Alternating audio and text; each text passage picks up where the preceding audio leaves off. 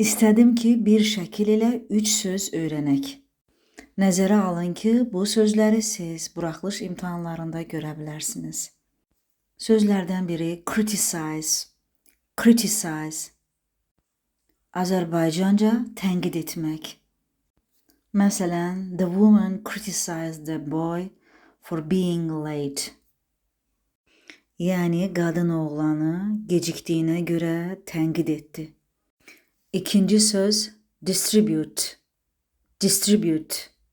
Azərbaycanca paylamaq, bölüşdürmək. Şəkildə gördüyünüz kimi oğlanın əlində kağızlar var və onları paylamaq istəyir. Məsələn, the boy və ya the man distributed papers to the people. Yəni, kişi kağızları insanlara bölüşdü və ya payladı. Və üçüncü söz desperate, desperate.